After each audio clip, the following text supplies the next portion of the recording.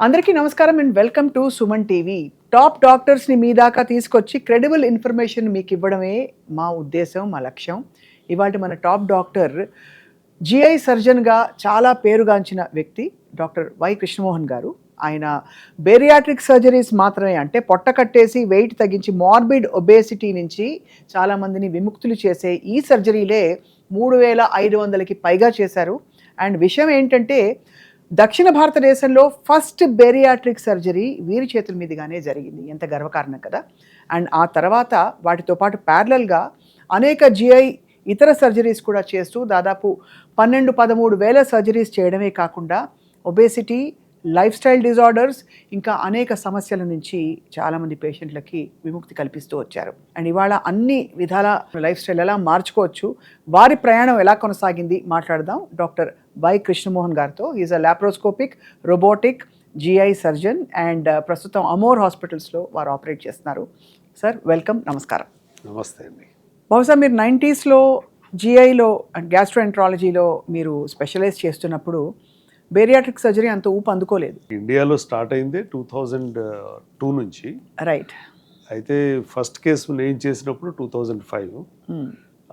అప్పటి నుంచి ఇది బేరియాట్రిక్ సర్జరీ స్టార్ట్ అయింది. సౌత్ ఇండియాలో that was first surgery which was done by me. ఓ, సౌత్ ఇండియాలో ఫస్ట్ సర్జరీ మీరే చేశారు. అసలు బేరియాట్రిక్ సర్జరీ అనేది లేదు ఇక్కడ. సో 2005లో అప్పుడు ఉన్నటువంటి హాస్పిటల్లో చేయడం జరిగింది. బేరియాట్రిక్ సర్జరీ అంటే అందరికీ తెలుసు, పొట్ట కట్టేయడం. సో దానికి ప్రాబ్లమ్ స్టేట్మెంట్ ఏంటి అంటే, కేవలం ఊబకాయం మాత్రమేనా? ఒబేసిటీ అండ్ ఓవర్ వెయిటేనా? ఒబేసిటీ అంటేనే it is inflammatory disease basically. ఒబేసిటీలో రకరకాల కోమార్బిడిటీస్ కూడా ఉంటాయి కనుక టైప్ 2 డయాబెటీస్ మెలైటిస్ కానీ, డిస్లిపిడీమియా కానీ, జాయింట్ పెయిన్స్ కానీ, ఓఎస్ఏ అబ్స్ట్రాక్టివ్ స్లీప్ యాప్నియా కానీ, ఇవన్నీ రిలేటెడ్ ప్రాబ్లమ్స్ అన్నీ కూడా ఒబేసిటీ వల్లే వస్తాయి, మార్బిడ్ ఒబేసిటీ. సో దానికి effective solution is bariatric surgeries. డెఫినెట్గా బేరియాట్రిక్ సర్జరీ చాలా ఎఫెక్టివ్ సొల్యూషన్ అవుతుంది. చాలామంది సర్జరీ అంటే భయపడతారు ముందు, అసలు ఎందుకు పొట్ట కుట్టేస్తే సో తినట్లేదు కానీ తగ్గిపోతున్నాం అని. యాక్చువల్గా ఇది 3 న్యూరల్ పాత్వేస్ మీద పనిచేస్తుంది, హార్మోనల్ అండ్ న్యూరల్ పాత్వేస్ మీద. ఈ బెరియాట్రిక్ సర్జరీ అనేది ఇప్పుడు మనం చాలామంది ఇంజెక్షన్స్ తీసుకుంటున్నారు కదా, జిఎల్పి1 డ్రగ్స్ తీసుకుంటున్నారు. నేను అడగబోయాను, మీరే చెప్పారు సార్. ఈ జిఎల్పి1 అనేది యాక్చువల్గా బాడీలో తయారవుతుంది మన అందరికీ కూడా. ఎల్ సెల్స్ నుంచి వస్తుంది. ఐలియంలో ఉన్నటువంటి స్మాల్ ఇంటెస్టైన్లో మనకి డ్యూయోడినము, జిజునము, ఐలియము ఉంటాయి. ఈ ఐలియంలో ఉన్న ఎల్ సెల్స్ నుంచి జిఎల్పి1 సెక్రెట్ అవుతుంది. ఎప్పుడైతే ఫుడ్ వచ్చి ఎల్ సెల్స్ని తాకుతుందో అప్పుడు జిఎల్పి1 రిలీజ్ అవుతుంది. అయితే మనం బయట నుంచి ఇంజెక్షన్స్ ఇవ్వడం వల్ల ఫోర్స్డ్ ఫాస్టింగ్లోకి వెళ్తున్నాం. ఎప్పుడైతే ఇంజెక్షన్స్ ఆపేస్తామో ఆటోమేటిక్గా మళ్ళీ స్టోరీ మామూలే. అన్లెస్ అదర్వైజ్ కంట్రోల్ చేసుకోవడం, లైఫ్ స్టైల్ మార్చుకోవడం, ఫుడ్ హ్యాబిట్స్ మార్చుకోవడం, ఇవన్నీ జరిగితే తప్ప. ప్రయాణంలో ఈ బేరియాట్రిక్ సర్జరీస్ కాకుండా ఇంకా ఏ సర్జరీస్ చేశారు సార్? అంటే నేను బేసికల్గా సర్జికల్ గ్యాస్ట్రోఎంట్రాలజిస్ట్ని. ఈ బేరియాట్రిక్ సర్జరీ అనేది of shoot of surgical gastroenterology. ఇది గత 20 ఏళ్ళుగా ఇండియాలో ఇప్పుడు ప్రాచుర్యం పొందింది. అవును. నేను క్లీవ్లాండ్ క్లినిక్లో ఫెలోషిప్ చేసి నేను వచ్చాను. అయితే ఇక్కడ ఈ బేరియాట్రిక్ సర్జరీతో పాటుగా pancreatic surgeries, liver surgeries, gastrointestinal surgeries అన్నీ కూడా చేయడం జరుగుతుంది, చేసుకుంటూ వచ్చారు.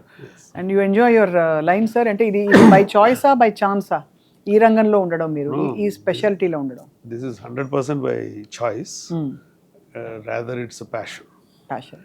So I love it. And నేను చదువుకునే రోజుల్లో కూడా ఎంబీబీఎస్ జాయిన్ అయినప్పుడే డిసైడ్ అయ్యాను నేను సర్జన్ అవ్వాలని. Okay. So that's how the journey started. And frankly speaking ఇది ఎవర్ గ్రీన్ అనిపిస్తుంది. గ్యాస్ట్రోఎంట్రాలజీ అనే విభాగం ఇప్పుడు అందులో గట్ హెల్త్లో కొనసాగుతున్న రీసెర్చ్ చూస్తూ ఉంటే మీరు కరెక్ట్గా ఒక 25 ఏళ్ళ ముందే ఊహించి గెస్ట్ చేసి సెకండ్ బ్రెయిన్ని పట్టుకున్నారు. వన్ వే అది లక్ అనుకోవచ్చు. కాకపోతే ఆ రోజుల్లో ఏంటంటే ఈ ఫుడ్ హ్యాబిట్స్ మీద, లైఫ్ స్టైల్ మీద ఉన్నటువంటి డిసీజెస్ అన్నిటికీ కూడా ఇది సొల్యూషన్ అవుతుంది కనుక రైట్, దట్స్ హౌ సమ్హౌ నాలో థాట్ డెవలప్ అయింది. రైట్. ఎందుకంటే ప్రతి స్టూడెంట్ కూడా ఎంబీబీఎస్ చదివేటప్పుడు చూస్తుంటాం పేషెంట్స్ని. అది చూసినప్పుడు ఒక్కొక్కరికి ఒక్కొక్క రకమైనటువంటి ప్యాషన్, జీల్ స్టార్ట్ అవుతాయి. సో అట్లా సర్జికల్ లైన్లోకి వచ్చాను. వచ్చిన తర్వాత there are lot of experiences which we learn by every patient and every day.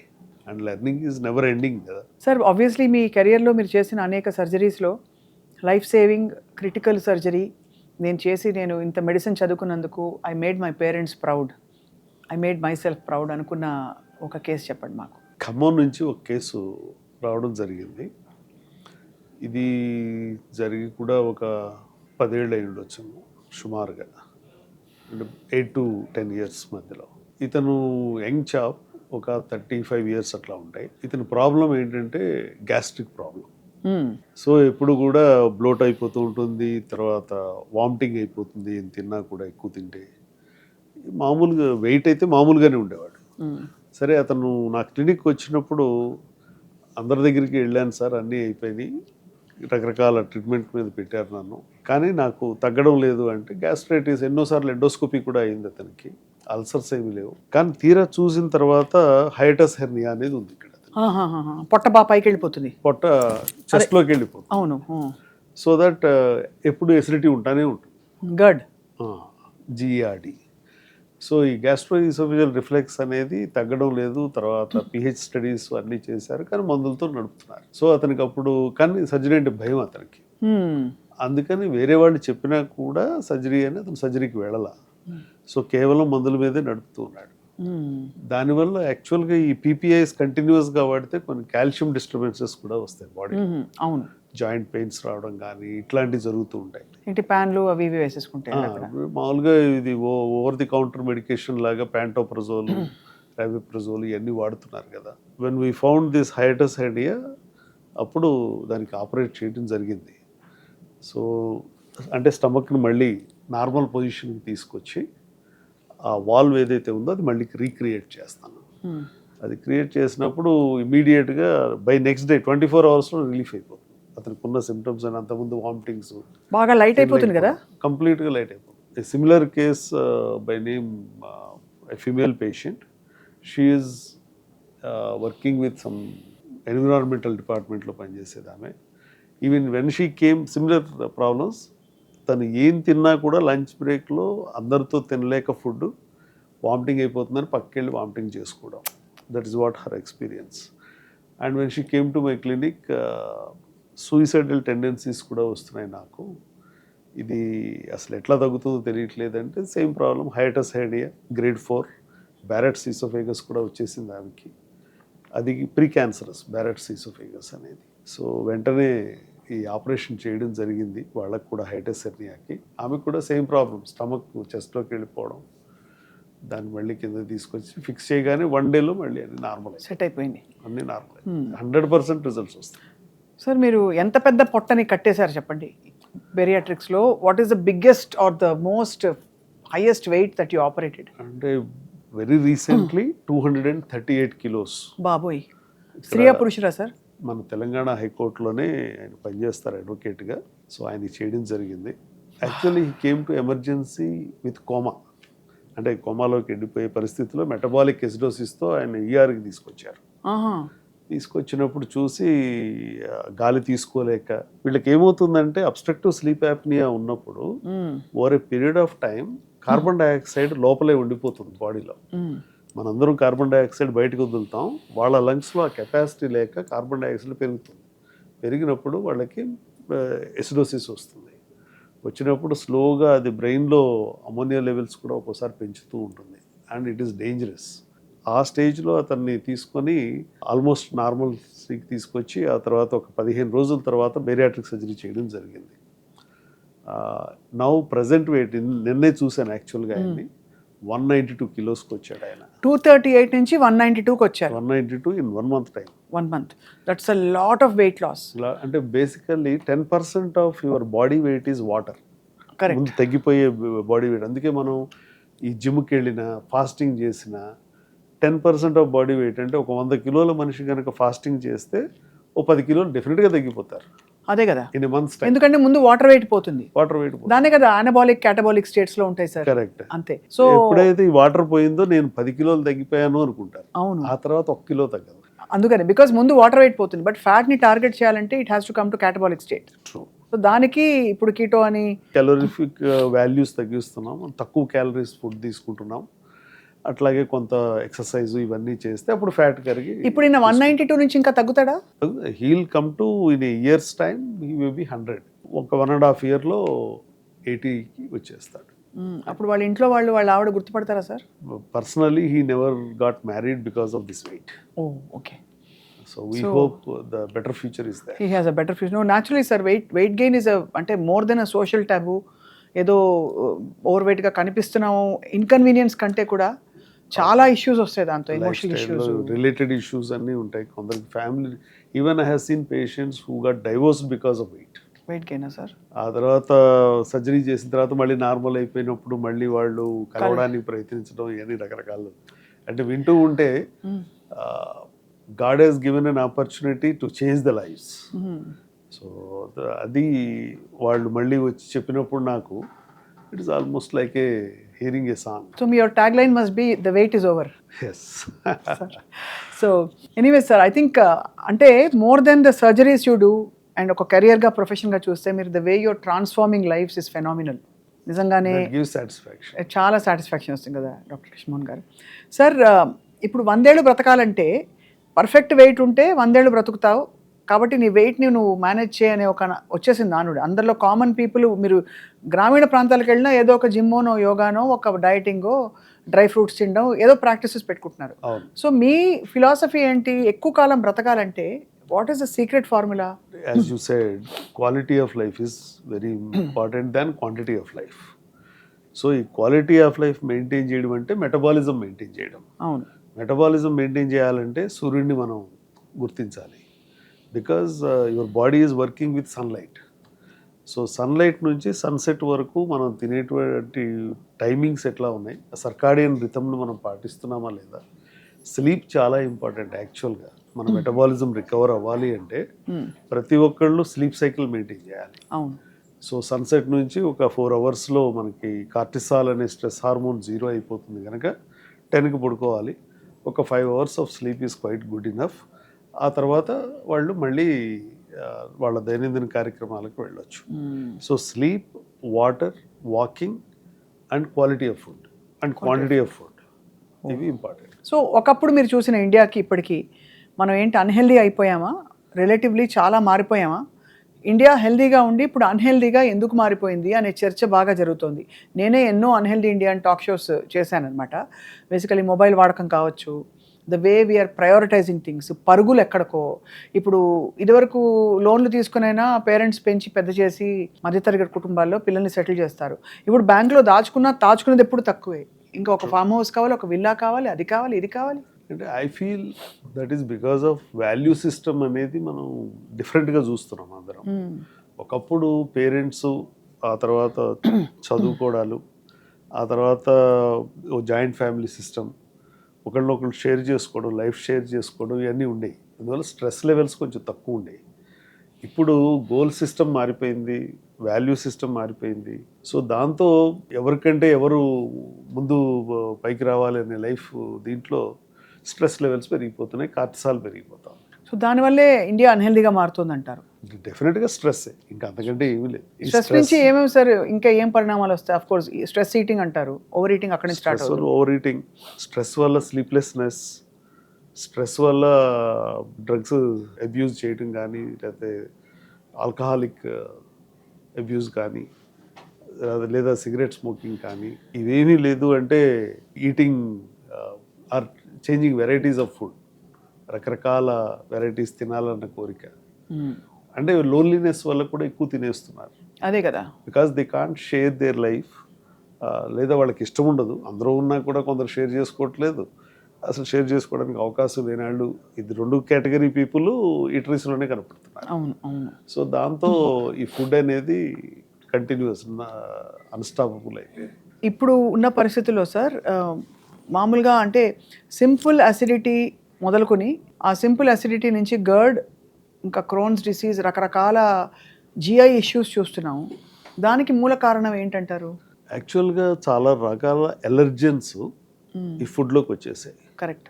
అది డ్రింక్స్ కావచ్చు, సాఫ్ట్ డ్రింక్స్ కావచ్చు, స్వీట్ డ్రింక్స్ కావచ్చు, లేకపోతే ఈ రకరకాల flavoured foods and flavoured drinks, వీటిల్లో ఉన్నటువంటి కెమికల్స్లో ఏది ఎవరికి ఎలర్జీ ఇస్తామనేది ఎగ్జాక్ట్గా సైన్స్ చెప్పలేదు. But they have decoded already these are allergens for some people. ఈ ఎలర్జెన్స్ వల్ల రకరకాలుగా ఇంటెస్టైన్ రియాక్ట్ అవుతుంది, ఇన్ఫ్లమేషన్ క్రియేట్ చేస్తుంది, వాపు వస్తుంది పేగుల్లో. ఆ వచ్చిన దాన్ని మనం ఐబిడి అను, లేకపోతే ఇవి రన్న క్రోన్స్ డిసీజ్ కానీ, తర్వాత దాంట్లో అల్సర్స్ వస్తాయి, అల్సరేటివ్ కొలైటిస్ కానీ, ఇవన్నీ డెవలప్ అవుతున్నాయి. మళ్ళీ వాటికి ట్రీట్మెంట్స్. సో మనం ఏదైనా తిన్న తర్వాత సార్ ఒక నురుగులాగా ఫ్రాతీగా మనం దగ్గుతూ నురుగులాగా ఇంత మ్యూకస్ లాంటిది గళ్ళ పొట్టలోంచి, నాట్ ఇక్కడి నుంచి కాదు, బయటకు వస్తుందంటే what does it indicate? Gastroparesis ఉండొచ్చు. గ్యాస్ట్రోపెరిసిస్ అంటే స్టమక్ కదలకపోవడం, కదలవలసిన స్పీడ్లో కదలకపోవడం. ఎందుకంటే ఫుడ్ లోపలికి వెళ్ళిన తర్వాత this is all automated through neuro hormonal pathways. So కొంతమందికి డయాబెటీస్ ఉన్న వాళ్ళకి ఈ సిగ్నల్స్ సరిగ్గా పనిచేయవు. సో దాంతో వాళ్ళకి ముందే పొట్ట ఉబ్బిపోయినట్టుగా అనిపిస్తుంది, యాసిడ్ నిలిచిపోతుంది, బైల్ నిలిచిపోతుంది. సో దాంతో కొందరు చాలామంది వేళ్ళు పెట్టి వామిటింగ్ చేసుకుని అప్పుడు అమ్మాయి ఇప్పుడు హ్యాపీగా ఉందనుకుంటారు. అవును, రిలీఫ్ వస్తుంది, ఎందుకంటే ఆ బ్లోటింగ్ తగ్గడం లేదు కనుక. అందుకని తిన్న తర్వాత పర్పస్ఫుల్గా వామిటింగ్ చేసుకునే వాళ్ళు కూడా ఉంటూ ఉంటారు. యాక్చువల్గా ఇవన్నీ చేయక్కర్లేదు. రీజన్ రూట్ కాజ్ అనాలిసిస్ చేసుకోగలిగితే ఎందుకు నా స్టమక్ ఎందుకు కదలటం లేదు, నాకు ఎందుకు బ్లోటింగ్ వస్తుంది అనేది చూసుకుంటే తెలిసిపోతుంది. అలాగే సార్ కామన్ సిమ్టమ్ తిన్న తర్వాత ఇక్కడ చెస్ట్లో నొప్పి వచ్చి వీపులో కూడా ఎవరో కత్తితో పొడిచినంత భయంకరమైన నొప్పి ఉంటుంది. ఆ నొప్పి అన్బేరబుల్గా ఉంటుంది. మేబీ కొంచెం సేపు అటు ఇటు బాగా కదిలిన తర్వాత ఒక తేనుపు వచ్చి లేదు ఇంకేమైనా జరిగాక మీరు అన్నట్టు ఇది కొంచెం ఫుడ్ కూడా బయటకు వచ్చాక కొంచెం రిలీఫ్ వస్తుంది. అవును, అది కూడా ఫుల్గా తగ్గదు. అప్పుడు యాంటీడే వేసుకుంటారు అందరూ. బేసికల్లీ ఇదే గ్యాస్ట్రోపెరిసిస్ అంటేనే స్టమక్ నిశ్చలంగా ఉండిపోవడం, అది కదలాల్సినటువంటి పెరిస్టాలిటిక్ మూమెంట్స్ రాకపోవడం. ఎప్పుడైతే ఇది బెలూన్ లాగా బ్లోట్ అవుతుందో డయాఫ్రమ్ని టచ్ చేస్తుంది. సో డయాఫ్రమ్ దగ్గరికి వచ్చేటప్పటికి ఫ్రెనిక్ నర్వ్ ఉంటుంది. ఈ నర్వ్ ఇరిటేట్ అయినప్పుడు షోల్డర్ పెయిన్ వస్తుంది కొందరికి, అవును, కొందరికి హెడేక్ వస్తుంది, కొందరికి ఎగ్జాక్ట్గా బ్యాక్ సైడ్ పెయిన్ వస్తుంది. సో ఎప్పుడైతే అందుకనే వాటర్ కానీ ఏదైనా తాగి కొంచెం అటు ఇటు నడిస్తే ఆ కంటెంట్ కిందకి వెళ్ళిపోవడం వల్ల మళ్ళీ నార్మల్ అయిపోతుంది. చాలాసార్లు హార్ట్ అటాక్ అని చాలా మంది భయపడతారు సార్, హ్యాండ్ అంతా లాగుతుంది. అవును, సో కానీ దానికి దీనికి తేడా ఏంటంటే హార్ట్ ప్రాబ్లం వచ్చినప్పుడు ఈ లెఫ్ట్ హ్యాండ్ లాగినప్పుడు చెమటలు కూడా పడతాయి, బ్రీతింగ్ డిఫికల్టీ ఉంటుంది, అది హార్ట్ పెయిన్. దీంట్లో ఏంటంటే ఓన్లీ చెయ్యి నొప్పి ఉంటుంది, అది కూడా ఎల్బో దాకే ఉంటుంది. ఎందుకంటే డయాఫ్రమాటిక్ నర్వ్ వల్ల అది వస్తుంది కనుక అక్కడ వరకే నొప్పి వస్తుంది. సో కానీ యాంగ్జైటీ వల్ల వీళ్ళకి చెమటలు పడుతూ ఉంటాయి కొందరికి. సో అది కొంచెం మనం జాగ్రత్తగా డయాగ్నోస్ చేయగలిగితే చాలా ఈజీగా తెలుసుకోవచ్చు. సార్ బేరియాట్రిక్ సర్జరీస్లో రికవరీ పీరియడ్ ఎంత టైం పడుతుంది? వాళ్ళు నార్మల్ అయ్యి మళ్ళీ కొద్దిగా అన్నం మొదలుపెట్టి ఇంత తినే అన్నం ఇంతకి మారడానికి. బేరియాట్రిక్ సర్జరీ వాళ్ళ చేయించుకుంటే ఎవరైనా రేపటి నుంచే అది పనిచేయడం మొదలు పెడుతుంది. బేసికల్గా ఏంటి, దీంట్లో రకరకాల సర్జరీలు ఉంటాయి. మనం ఒకటి వాల్యూమ్ని తగ్గిస్తున్నాం, దీంతో పాటు ఫుడ్ ట్రాన్సిట్ని పెంచుతున్నాం. అంటే నేను ఇందాక ఇప్పుడు ఐలియంలోకి వెళ్ళినప్పుడు ఈ చిన్న పేగులోకి ఫుడ్ త్వరగా వెళ్ళినప్పుడు వెళ్ళాల్సిన దానికంటే మామూలుగా 3 గంటలు గ్యాస్ట్రిక్ ఎంప్టింగ్ టైం, ఇది తక్కువ టైంలోనే వెళ్ళి ఐలియం అంటే last part of the small intestine, అక్కడ ఎల్ సెల్స్ అని ఉంటాయి, దాని నుంచి GLP-1 రిలీజ్ అవుతుంది. ఇది సెటైటీని క్రియేట్ చేస్తుంది. అంటే మనం ఏదైనా తిన్న తర్వాత ఇక నాకు చాలు అంటాం, మొహం కొట్టేసింది అంటాం, ఈ మొహం కొట్టేయడమే GLP-1. సో అందుకనే మనం తిన్న తర్వాత మళ్ళీ ఇంకొకసారి తింటారా అంటే పొలైట్గా వద్దండి ఇప్పుడే తిన్నామని చెబుతాం. అది మనకు ఎలా తెలుస్తుంది? ఇప్పుడు మైసూర్ పాక్ ఇష్టం మీకు, మహా అయితే 1 పీస్ తింటారు, 2 పీసులు తింటారు, 3వ 4వదో ఇచ్చినప్పుడు ఇంకా చాలు నాకు వద్దని. అలా అని మనకి నిండిపోయినట్టు కాదు కదా. అవును, బట్ స్టిల్ సెటైటీ తెలుస్తుంది మనకి, ఇంకా నాకు చాలు అని. దిస్ ఈజ్ వాట్ బ్రెయిన్లో ఉన్న హైపోథలామస్ చేసేటువంటి సిగ్నల్. సో ఇప్పుడు మరి మీరు అన్న దాని ప్రకారమే మనకి GLP-1 కానీ సెమాగ్లూటైడ్, ఒజంపిక్ లాంటివి వచ్చిన తర్వాత మరి బేరియాట్రిక్ సర్జరీ ఆప్షన్ ఇంకా ఎంచుకోవడానికి ఐడియల్ క్యాండిడేట్స్ ఉంటారా? డెఫినెట్గా, ఎందుకంటే ఇవి కేవలం 15% to 20% మాత్రమే తగ్గించగలదు. ఏంటి? ఇంజెక్షన్స్, ఫాస్టింగ్ ఇంజెక్షన్స్లో. ఇప్పుడు నేను ఇందాక చెప్పిన 238 కిలోల ఆయనకి ఎన్ని ఇంజెక్షన్లు ఇస్తారు? ఎంత 15 డోస్కి వెళ్ళినా కూడా కష్టమే. ఏ డోస్కి వెళ్ళినా 20% బాడీ వెయిట్ కంటే తగ్గరు. So the aim is to become completely normal. So అప్పుడు బేరియాట్రిక్ సర్జరీ తప్ప ఏమీ లేదు. ఎవరైనా సరే మోర్ దాన్ 125 కిలోస్ 140 కిలోస్ దాటిన తర్వాత 100% సర్జరీ తప్ప వేరే ఏది పరిష్కారం లేదు. అర్థమైంది సార్. డాక్టర్ కృష్ణమోహన్ గారు, ఇప్పుడు మన హైదరాబాద్లో బిర్యానీ తిని మనకి ఇది తాగడం ఆ, చాలా అందరికీ ఇష్టం. అవును. సో దీనిలో ఏముంది, ఎందుకు దీన్ని చూసి అందరూ భయపెడతారు, అందరూ చూసి మరి అంటే తాగొద్దు అమ్మో అది ఇది అని. కొంచెం తాగేస్తే ఏమైపోతుంది, ఒక సగం బాటిల్ కోక్ తాగేసాను అనుకోండి, బెవరేటెడ్ కార్బోనేటెడ్ బెవరేజ్ ఏమైనా తాగితే తప్పేమిటి చెప్పండి ఇలాంటిది. దీనిలో ఏముంది సార్? దీంట్లో ఉండేది షుగర్ వాటరు, మ్మ్. కార్బన్ డైఆక్సైడ్ మ్మ్. ప్లస్ ఆ ఫ్లేవర్ రావడానికి వాడేటువంటి ఇంగ్రీడియంట్స్. రకరకాల బ్రాండ్స్, కోక్, పెప్సీ, ఇంకా రకరకాల అన్నీ ఉన్నాయి. బేసికల్గా ఇది ఏం చేస్తుంది, లోపలికి వెళ్ళిన తర్వాత మనకి యాసిడ్ ఫ్యాక్టరీ ఏదైతే ఉందో స్టమక్లో ఒక్కసారే దాన్ని ఇరిటేట్ చేస్తుంది. చేసేటప్పటికి హైడ్రోక్లోరిక్ యాసిడ్ రిలీజ్ అవుతుంది. దాంతోపాటు కార్బన్ డైఆక్సైడ్ ఇంకా ప్రస్ఫుటంగా రిలీజ్ అవుతుంది. మ్మ్. అప్పుడు బెలూన్ లాగా స్టమక్ ఉబ్బిపోతుంది. చాలామంది బిర్యానీ, ఈ సాఫ్ట్ డ్రింక్ రెండు కాంబినేషన్ చేస్తూ ఉంటారు. ఎప్పుడైతే బిర్యానీ తీసుకొని ఇది కనుక సాఫ్ట్ డ్రింక్ తాగినప్పుడు స్టమక్ బెలూన్ లాగా ఉబ్బిపోయినప్పుడు ఒక్కసారి పట్టేసినట్టు అవుతుంది. అది కిందకి వెళ్ళిపోతుంది, ఎందుకంటే అప్పుడు వెంటనే పైలోరిక్ స్ఫింక్టర్ రిలీజ్ అవుతుంది, దాంతో ఇంటెస్టైన్లోకి వెళ్ళిపోతుంది. అందుకని పెప్సీనో కోకో తాగితేనే బిర్యానీ బాగుంటుందనే ఫీలింగ్ వస్తుంది వాళ్ళు. మ్మ్. ఎందుకని అది కిందకి వెళ్ళిపోయింది కనుక అబ్బా ఇప్పుడు బాగుంది, అంటే కరెక్ట్గా డైజెస్ట్ ఆ తేనుపులు వస్తే ఫుల్ అయినట్టు అనమాట. యాక్చువల్గా కార్బన్ డైఆక్సైడ్ క్రియేట్ చేసుకుని మనమే దాన్ని తేనుపుల రూపంలో బయటికి తీసుకొచ్చి వీఆర్ ఎంజాయింగ్ ఇట్. అది అంతే, ఎందుకంటే ఆ వాటర్లో ఉన్న కార్బన్ డైఆక్సైడ్ వల్లే ఈ ప్రాబ్లం అంతా. మా ఇంట్లో ఒక వంట ఆవిడ ఉన్నారు సార్. ఆవిడ అమ్మ ఏంటో తిన్నది అరగలేదమ్మా, కొంచెం నాకు లిమ్కా తెప్పించి అంటుంది.